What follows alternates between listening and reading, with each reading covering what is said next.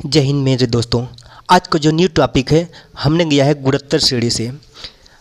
दोस्तों पिछली वीडियो में हमने सीखा था समांतर श्रेणी। लगभग समांतर श्रेणी का जो होता है चैप्टर होता है, जो समांतर श्रेणी का जो सब्जेक्ट पढ़ाया हूँ वो लगभग में आप लोगों को अच्छी तरह से समझ में आ गया होगा।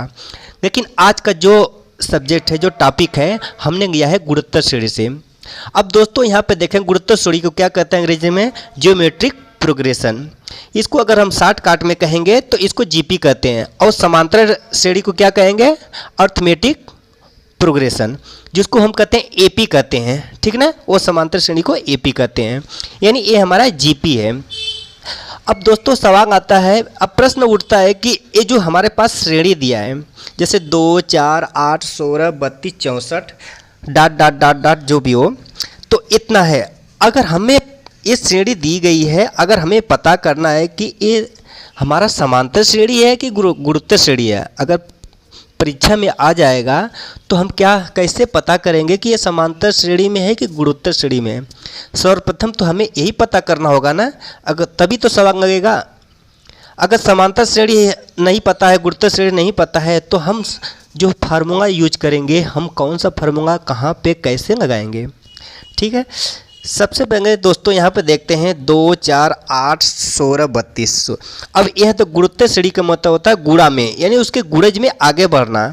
तो यहाँ पे देखिए 2 दूनी 4, 2 दूनी 4, दूनी 8, दूनी 16, यानी उसका गुणज बढ़ रहा है। यहाँ पे देखो 2 दूनी 4, अब 4 का गुणा करोगे 8, 8 का गुणा करोगे 16, यानी 16 दूनी 32, यानी हमारे ये गुणोत्तर ये गुणा में बढ़ रहा है, ठीक ना। अब इसका जो होता है, इसमें डिफरेंस जो है, इसमें डिफरेंस ये भी अंतर समान होना चाहिए। और कैसा होना चाहिए? ये होता है हमारा अनुपात में, जो हमारा होता है अनुपात होता है, जिसको हम कॉमन रेशियो कहते हैं, ठीक ना, कॉमन रेशियो। तो हम इसको क्या कहते हैं? ये हमारा डिफरेंस जो होता है कॉमन रेशियो होता है। तो यहाँ पे देख लेते हैं, तो यहाँ पे देखो ये हमारा गुणोत्तर श्रेणी है, ठीक ना, ये गुणोत्तर श्रेणी है। तो इसके प्रथम पद, इसमें प्रथम पद तो हर किसी को पता होता है कि प्रथम पद 2 होता है, ठीक ना। तो यहाँ पर प्रथम पद कितना होगा? ये लेते हैं 2, 4, 8, 16, 32 डॉट डॉट डॉट। तो इसमें प्रथम पद क्या है? प्रथम पद बराबर क्या है? ए है। अब दोस्तों गुणोत्तर श्रेणी में होता है जो होता है सार्व अनुपात। जैसे सार्व अनुपात निकालना है, सार्व अनुपात, ठीक ना।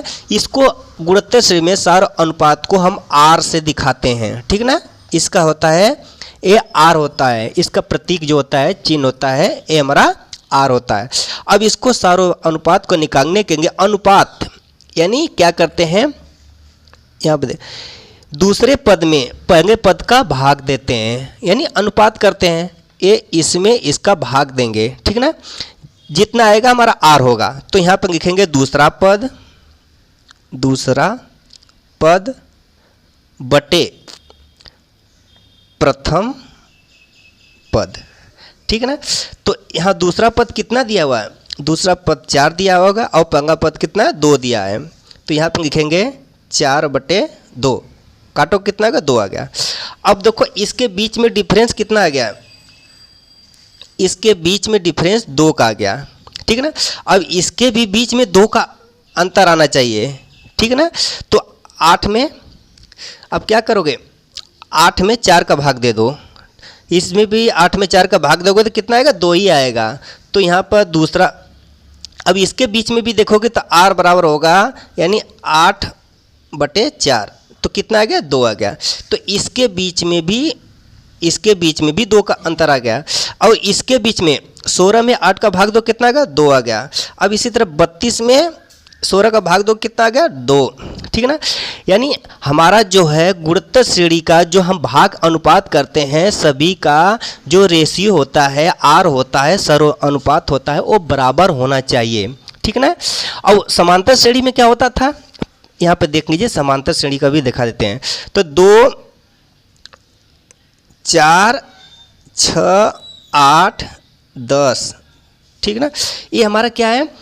ये हमारा जो है प्लस 2 बढ़ रहा है। यहाँ पर देखिए इसमें क्या करते थे, इसमें से इसमें घटा देते थे तो प्लस 2 बढ़ गया। तो इसमें क्या है प्लस 2 बढ़ गया, तो इसमें भी क्या है प्लस 2 बढ़ गया। ठीक ना, ये हमारा समांतर श्रेणी में है, ये हमारा समांतर श्रेणी में है।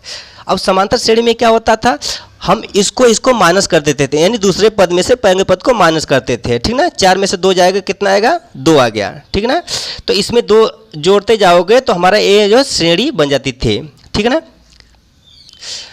अब इसको हम जब समांतर श्रेणी में इसको किसके दिखाते थे, डी से दिखाते थे, जबकि गुणोत्तर श्रेणी में किसको दिखाते हैं, किससे, यहाँ आर से दिखाते हैं। ठीक ना, तो आपको यहाँ तक तो समझ में आ गया। ठीक ना, अब इसमें देखिए ये जो श्रेणी है हम तो पता करेंगे कि एक गुणोत्तर श्रेणी में है कि हमारा जो समांतर श्रेणी में है।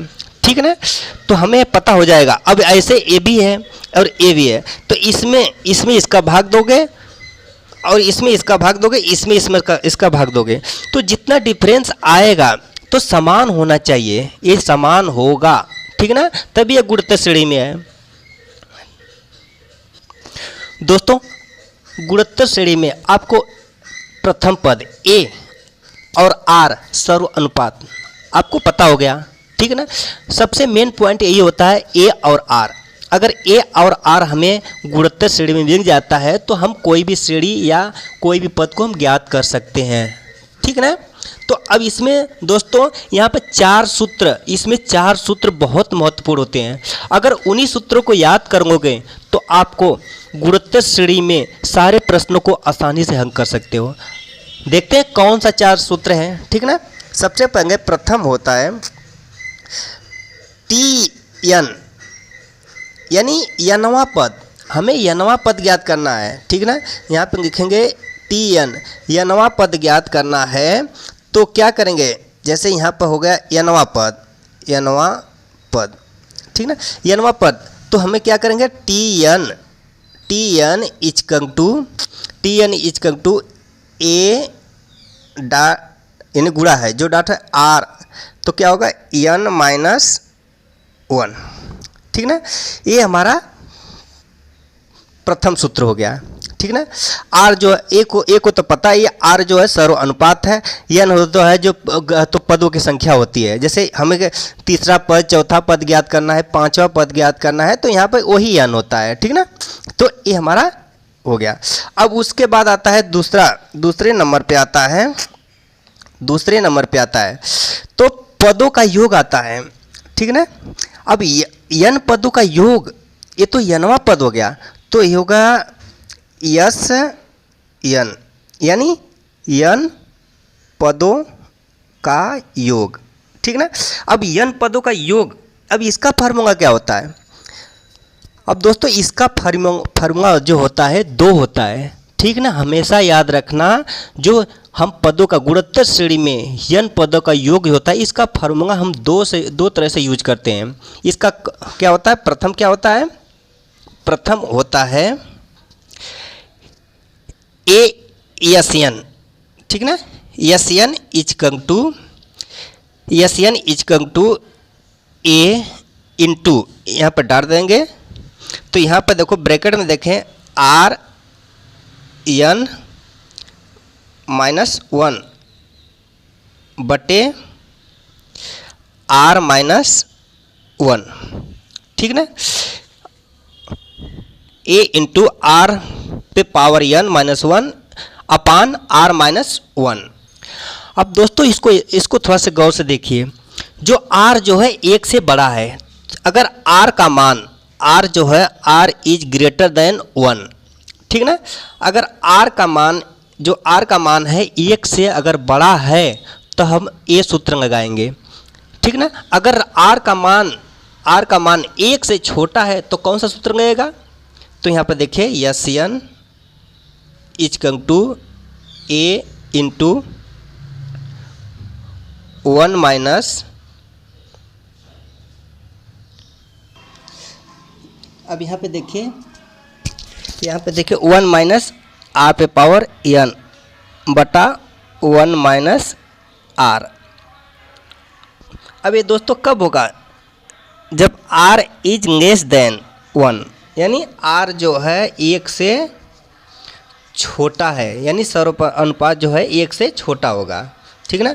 अब यहाँ पे देखिए, ये जो यहाँ पे जो है इसको मत समझना कि n माइनस है, यहाँ पे 1 है, यहाँ पर इसके 1 है, ठीक ना, a 1 यानी r पे पावर n माइनस 1, ठीक ना। अब ये है, अब दोस्तों देखिए दूसरा दो इसमें सूत्र लग गया है। तो अब क्या करोगे, इसको कैसे पता करोगे? जैसे मैं अब देखो r इज ग्रेटर देन, जैसे मैं r अगर 1 से बड़ा है तभी ना घट रहा है, r में से घटा रहे हैं, जैसे मैं बड़ा होगा तभी घटा रहे हैं। अगर 1 बड़ा है तो 1 बड़ा करके यहाँ पे r जो छोटा है तो 1 में से तभी घट रहा है, ठीक है ना। तो ये दोनों सूत्रों को याद रखना, यानी जो n पदों का योग होता है, अगर एक r का मान 1 से बड़ा है तो ये सूत्र लगाना, अगर r का मान जो है 1 से छोटा है तो ये सूत्र लगाना, ठीक ना। योगफल में ये दो सूत्र लगते हैं। अब उसके बाद आता है अनंत पदों का योग, यानी अनंत पदों का योग। अब दोस्तों हमारा योग पूछ रहा है कि अनंत पदों, इन्फिनिटिव, ठीक ना। तो अनंत पदों का योग क्या होता है? तो अनंत पदों का योग होता है, इसका सूत्र होता है a अपान 1 माइनस r, ठीक ना। ये हमारा सूत्र होता है, ये बहुत इंपॉर्टेंट है, वेरी इंपॉर्टेंट, इंपॉर्टेंट, ठीक ना। दोस्तों यही जो 4 सूत्र है इसमें यूज होते हैं, इन चारों सूत्रों को अच्छी तरह से याद करेंगे ना। अब इन्हीं सूत्रों के आधार पर कुछ प्रश्नों को हम हल करते हैं। देखिए दोस्तों, हमारा जो फर्स्ट क्वेश्चन है, हमारे पास क्वेश्चन समझा कोई पेपर में आया हुआ है, तो 3, 6, 12, 24 इसका 10वां पद ज्ञात करना है। ये हमारा प्रथम पद ए है, दूसरा पद ए है, तीसरा पद ए है, चौथा पद ए, 5वां पद, 6वां पद, 7वां पद, 8वां, 9वां, 10वां पद ज्ञात करना है। अब दोस्तों 10वां जो पद होता है वो कौन सा पद होगा? वो अंतिम पद होता है ना। हमें 10 के बाद तो कोई पद नहीं पता है, क्योंकि 10वां पद जो है अंतिम पद है, ठीक ना। तो अब दोस्तों इसको पता करो कि हमारा इसमें प्रथम पद क्या है। सबसे पहले तो पता करेंगे ये गुणोत्तर श्रेणी में है कि नहीं है, ठीक ना। आप लोगों को पता ही होगा, इसमें इसका अनुपात कर देंगे, जब इस श्रेणियाँ जब बराबर होगी तो हमें गुणोत्तर श्रेणी पता हो जाएगी, ठीक है ना। वैसे भी परीक्षा में अधिकतर पूछ ही देता है कि ये श्रेणी गुणोत्तर श्रेणी है, जो गुणोत्तर श्रेणी 3, 6, 12 है, इसका 10वां पद क्या होगा, ठीक ना। तो सबसे प्रथम पद क्या है? प्रथम पद जिसको ए कहते हैं, ए हमारा कितना है? 3। अब दोस्तों पता होगा प्रथम पद, हमको सार्व अनुपात निकालना है। सार्व अनुपात क्या है? जिसको हम r से दिखाते हैं, r। तो क्या करेंगे? दूसरा पद बटा प्रथम पद। तो दूसरा पद कितना है? 6 है, 6 बटा 3 कर देंगे, कट गया, कितना आ गया? 2, ठीक है ना। अब दोस्तों हमें क्या पता हो गया? ए और आर दोनों पता हो गया। अब इसको फार्मूला रखो, यानी n वां पद का सूत्र क्या होता है? n वां पद, इसका फार्मूला रखो तो है क्या होगा? Tn इक्वल टू क्या होता है? Tn equal to a r n minus 1, ठीक है ना। अब इसी पे रखो, हमारा जो है फार्मूला हमारे सामने है, ये हमारा फार्मूला हमारे सामने है। तो हमको n वां पद क्या निकालना है? n वां पद कितना? 10वां पद, ये 10वां पद निकालना है। तो यहाँ पे क्या लिखोगे? T10 इक्वल टू ए कितना हमारा है? ए हमारा देखिए 3 है, यहाँ पर लिखेंगे 3। यहाँ पर क्या है? डाट का मतलब गुणा होता है, ठीक ना। आर कितना दिया है? आर देखो 2 आया हुआ है, ए देखो 2 आया हुआ है ना, आर हमारा 2 आया। अब इसके बाद 2 हो गया, ब्रैकेट में हो गया। तो यहाँ पे n कितना है? 10वां पद निकालना है, 10वां पद। यहाँ पे देखो n भी लिख देंगे, n बराबर 10, ठीक ना। 10वां पद निकालना है, तो यहाँ पे कितना हो गया? 10 माइनस 1 कर देंगे, ठीक ना। 10 माइनस 1 कर दिए तो यहाँ पर क्या आएगा 3 गुणे 2 पे पावर 10 में से 1 जाएगा 9, ठीक है। तो इसका टू यहाँ पर 3 गुणे, अब 2 को 9 बार गुणा कर दो। अगर परीक्षा में पूछे, अगर ऑप्शन में दिया है तो यही उत्तर सही है, अगर नहीं सही है तो क्या करोगे, इसका गुणा कर दो। 2 को 9 बार गुणा कर दो। यहाँ पर 2 को 2 गुणे 2 गुणे 2 गुणे 2 गुणे 2, 2 दूनी 4 दूनी 8, 1 2 3 4 5 गुणे 2 गुणे 2 गुणे 2 गुणे 2, 1 2 3 4, 1 2 3 4 5 4 9। अब इसको गुणा करो। अब इसको गुणा करोगे तो हमारा आएगा 512। अब इसमें 3 का गुणा कर दो। इसमें 3 दूनी 6, 3 एक 3, 3 5 15, तो हो गया 3 दूनी 6, 3 एक 3, 3 5 15। यानी हमारा 10वां पद कितना होगा, यानी हमारा 10वां पद कितना होगा, T10 इजकम टू 1536। यही हमारा आंसर हो गया, ठीक है दोस्तों। ठीक है, अगर नहीं समझ में आए देखो, ये हमारा देखो तीसरा पद, समझो कि तीसरा पद निकालना है तो क्या करोगे, ये जो 12वां है 12 आना चाहिए ना, तीसरा पद निकालना है तो कैसे आएगा, देखो तीसरा पद सूत्र में रख दो। ये हमें पता है और आर भी हमारा 2 पता है, और तीसरा पद ज्ञात करो। तीसरा पद कितना है, 12 आना चाहिए, ठीक ना। यहाँ पर देखते हैं तीसरा पद, तो यहाँ पर T3 इजकम टू ARN-1, तो यहाँ पे A कितना है, A हमारा 3 है, गुणे कितना है 2 पे पावर, तीसरा पद है ना 3 माइनस 1 कर देंगे, ठीक ना। तो 3 गुणे 2 पे पावर कितना होगा 2 हो गया, ठीक ना। 3 गुणे, ये 2 बार गुणा करेंगे, 2 गुणे 2 तो कितना हो गया, 3 दूनी 6 दूनी 12, ठीक ना। अब देखिए आंसर आ गया ना, तो हमारा कितना 12 आ गया। तो यहाँ पे देखिए कितना है, तीसरा पद 12 है कि नहीं है ना। ऐसे ही निकालते हैं, ठीक ना। इसी कारण इसका 10वां पद कितना है, 1536 है, ठीक है दोस्तों इसी में एक बात और भी बताना चाहूँगा, सबसे इम्पोर्टेंट हो जो होता है, देखो 3 6 ये श्रेणी हमारा है। अगर हमें ये श्रेणी न दिया हो तो कैसे श्रेणी को, अगर हमें प्रथम पद 3 दे दिया जाए और सौर अनुपात 2 दे दिया जाए, ठीक ना, तो कहेगा कि हमको श्रेणी लगभग 4 पद निकालिए, 5 पद 6 पद जो 10 पद निकालिए। तो दोस्तों कैसे निकालोगे, हमको ये श्रेणी प्राप्त करनी है। अगर हमारे पास प्रथम पद 3 दिया है और 2 दिया है, दोस्तों इसका भी फार्मूला है, ठीक ना। तो हमें क्या करेंगे, टी हम तो जानते हैं कि T(n) बराबर होता है ARN-1 होता है, यानी ये हमारा n वां पद का सूत्र है, ठीक ना। ये हमारा n वां पद का सूत्र है। अब दोस्तों क्या करेंगे, T1 निकालना है तो क्या करोगे, T1 इसका टू होता है T1, हमें n तो पता 1 निकालना है, तो यहाँ पे A.R1 के तो n कितना दिया है, 1 दिया है, -1, तो बराबर कितना होगा, A गुणे R पे कितना है, R पे 1 में से 1 जाएगा, कितना का 0 आ जाएगा। अब दोस्तों कोई भी अंक होता है, किसी भी अंक या अक्षर के जिसके ऊपर 0 लगा है उसका मान हमेशा 1 ही होता है।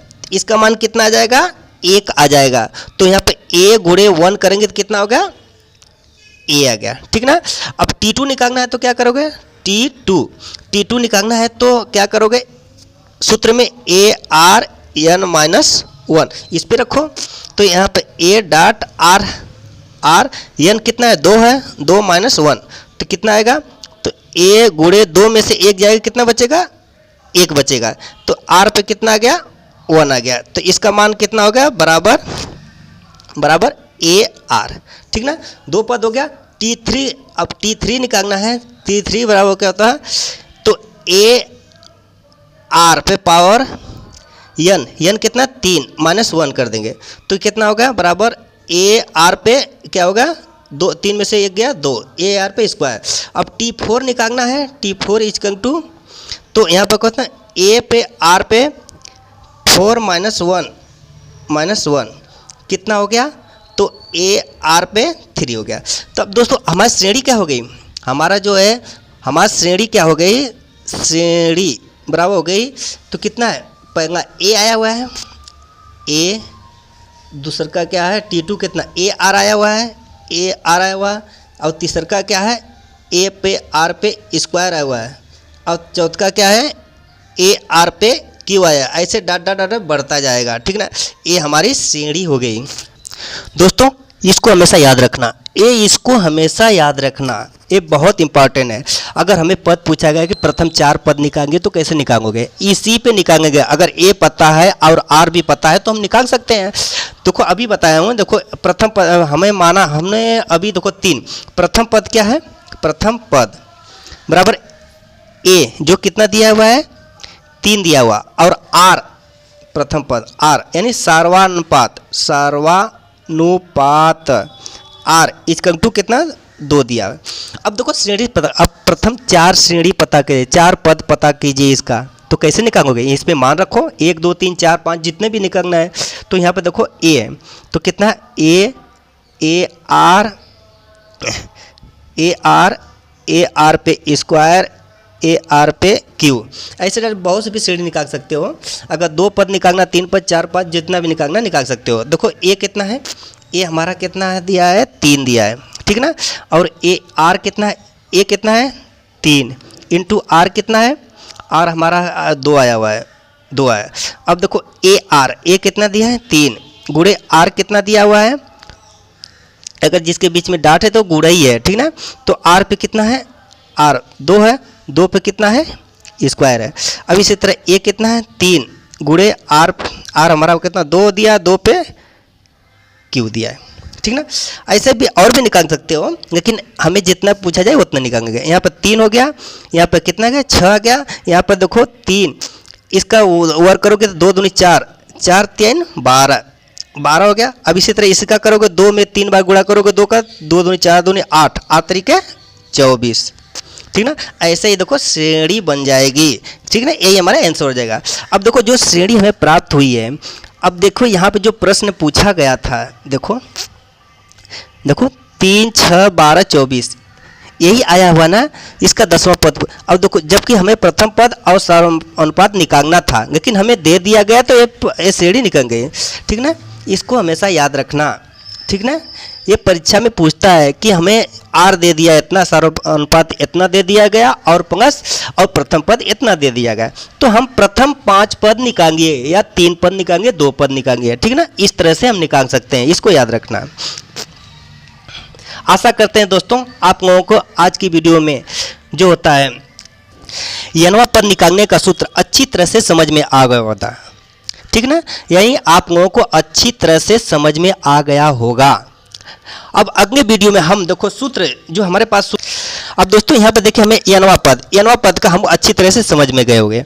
अब अगले वीडियो में हम क्या करेंगे, यन पदों का योग और इन सभी का अनंत पदों का योग और जो भी हो अगले वीडियो में हम कवर करेंगे। अगर इसी वीडियो में करते हैं तो बहुत लंबा हो जाएगा, इसीलिए दोस्तों अब क्या करेंगे, अगले वीडियो में इसको हम अच्छी तरह से समझाएंगे। आशा करते हैं कि जो गुणोत्तर श्रेणी का यनवा पद निकालने का सूत्र जो होता है और उस पर आधारित जो सवाल होती है अच्छी तरह से समझ में आ गया होगा।